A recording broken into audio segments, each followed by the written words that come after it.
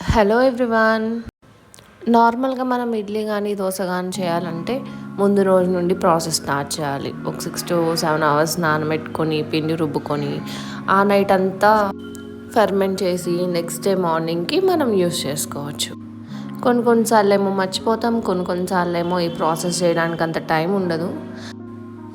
So అందరికీ కన్వీనియంట్గా మనకి టైం ఉన్నా లేకపోయినా అప్పటికప్పుడే ఇడ్లీ కానీ దోశ కానీ వేసుకునేలాగా, లేదా ముందు రోజు నైట్ ఫెర్మెంట్ చేసి వేసుకునేలాగా ఈజీగా ఎలా చేయాలో ఈరోజు చూద్దాం. Welcome to my channel tasty bites with Gautami. First ఒక బౌల్లో రాగులన్నీ తీసుకొని నీట్గా వాష్ చేసుకొని మూత పెట్టుకొని నైట్ అంతా నాననివ్వాలి. నేను రాగుపిండి వరకు సపరేట్గా యూజ్ చేస్తాను. సో రాగుల వరకు సపరేట్గా నానబెట్టుకుంటున్నాను. ఇప్పుడు ఇంకొక బౌల్ తీసుకొని దానిలో కొన్ని శనగలు, కొన్ని బొబ్బర్లు, కొన్ని కినోవా, కొన్ని సోయాబీన్స్, కొన్ని సామలు వేసుకొని నీట్గా వాష్ చేసుకొని మూత పెట్టుకొని 8 hours ఇది కూడా ఓవర్ నైట్ నానబెట్టుకో. ఇప్పుడు ఇంకొక బౌల్ తీసుకొని దానిలో మినుములు నానేసుకోవాలి. పొట్టుపప్పు అయితే ఇంకా బెటర్. అండ్ ఉన్నదానికంటే ఎక్కువ క్వాంటిటీ మినుములు తీసుకోండి. దాంట్లో కొన్ని పెసలు, నా దగ్గర పెసలు కొన్ని ఉన్నాయని పెసరపప్పు వేసుకుంటున్నాను. మీ ఇష్టం ఏదైనా వేసుకోవచ్చు. ఇవి కూడా నీట్గా వాష్ చేసుకొని ఓవర్ నైట్ నానబెట్టుకోండి. మీరు కావాలంటే ఇవన్నీ కూడా సేమ్ దానిలో వేసుకొని నానబెట్టుకోవచ్చు. నెక్స్ట్ డే నీళ్ళు వడకొట్టుకునేటప్పుడు ఇలాంటి ఒక జల్లెడ తీసుకొని వడకొట్టుకోండి. సో దట్ ఏవైతే చిన్నగా ఉన్నాయో లైక్ రాగులు, సామలు, కినోవా ఇవనేవి జారకుండా ఉంటాయి. అండ్ వాటర్ అన్నీ నీట్గా డ్రైన్ అయ్యాక ఇలా వీడియోలో చూపిస్తున్నట్టు ఒక క్లాత్ మీద ఆరబెట్టుకోండి. మీకు సన్లైట్ వస్తే సన్లైట్లో పెట్టుకోవడం బెటర్. నాకు రాదు కాబట్టి నేను జస్ట్ ఫ్యాన్ కింద పెడుతున్నాను. అండ్ రాగులు సపరేట్గా యూస్ చేస్తాను కాబట్టి రాగుల వరకు సపరేట్గా ఎండబెట్టుకొని మిగతావన్నీ సపరేట్గా ఎండబెట్టుకుంటున్నాను. ఇవన్నీ అసలు తడేం లేకుండా ఎండిపోయాక మళ్ళీ ఒకసారి ప్యాన్ పెట్టుకొని లైట్గా వేయించుకోండి. ఇప్పుడు వేయించుకున్న రాగుల్ని మిక్సీలో వేసి మెత్తగా పౌడర్ చేసుకొని జల్లెడ పట్టుకోవాలి. జల్లెడ పట్టడం వల్ల మనకి ఏమన్నా గ్రైండ్ అవ్వకుండా రాగుల వరకు ఉంటే అవి సపరేట్ అయిపోతాయి కదా. సో మళ్ళీ మనం మిక్సీలో వేసుకొని పౌడర్ చేసుకోవచ్చు. సో నాకు 1 kg రాగులకి ఇంత పిండి అయితే వచ్చింది. ఇప్పుడు దీన్ని ఒక ఎయిర్టైట్ బాక్స్లో పెట్టుకొని స్టోర్ చేసుకోవచ్చు. సేమ్ అలాగే మిగిలినవి కూడా వేయించుకోండి.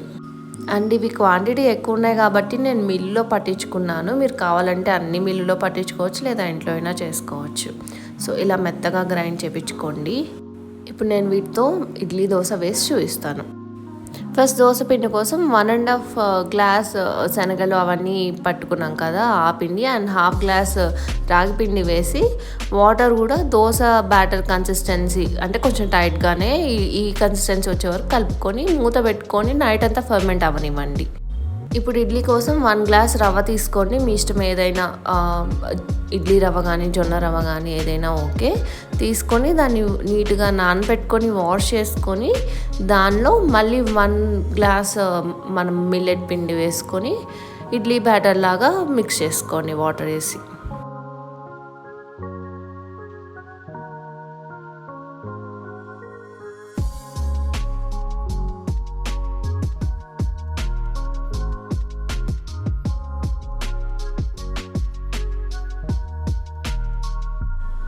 ఈ కన్సిస్టెన్సీ వస్తే సరిపోతుంది.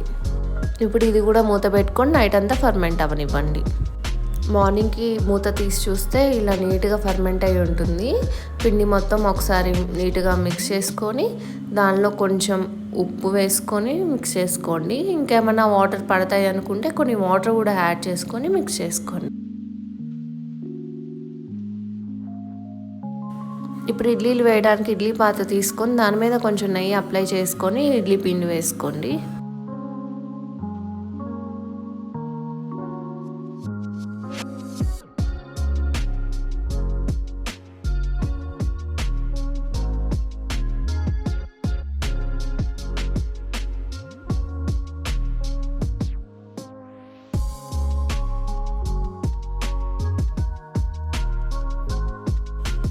ఇప్పుడు దీన్ని పొయ్యి మీద పెట్టుకొని ఒక 12 minutes ఉడకబెట్టుకుంటే టేస్టీ ఇడ్లీ రెడీ అయిపోయినట్టే.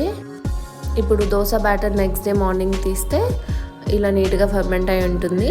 దీన్ని కూడా ఒకసారి బాగా మిక్స్ చేసుకొని ఉప్పు, జీలకర్ర, కొన్ని వాటర్ పడితే వేసుకొని దోశ బ్యాటర్ కన్సిస్టెన్సీ వరకు వచ్చేలా మిక్స్ చేసుకోండి.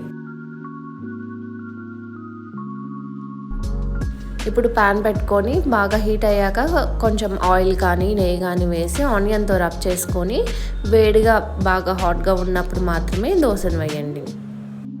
ఈ దోశ అనేది క్రిస్పీగా రాదు. క్రిస్పీగా కావాలి అనుకుంటే మనం కొంచెం బియ్యం పిండి యాడ్ చేసుకొని నైట్ పిండి కలుపుకునేటప్పుడే ఫర్మెంట్ చేసుకొని నెక్స్ట్ డే మార్నింగ్కి వేసుకుంటే అప్పుడు క్రిస్పీగా వస్తుంది. చూసారా ఎంత ఈజీగా వస్తుందో ప్యాన్కి అతుక్కోకుండా.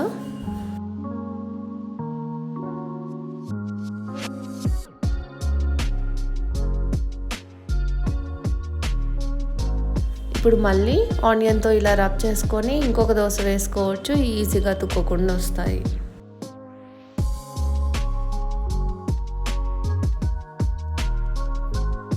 ఈ బ్యాటర్ అనేది నైట్ ఫర్మెంట్ చేసుకోవాలి అని రూల్ అయితే లేదండి. మార్నింగ్ కానీ అప్పటికప్పుడు వేసుకొని చేసుకోవచ్చు.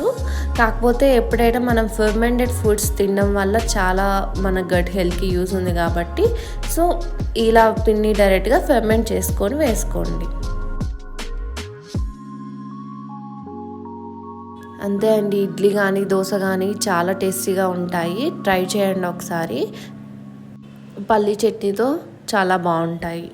ఈ వీడియో మీకు నచ్చినట్టయితే లైక్ చేసి మీ ఫ్రెండ్స్కి, ఫ్యామిలీ మెంబర్స్కి షేర్ చేయండి. Thanks for watching.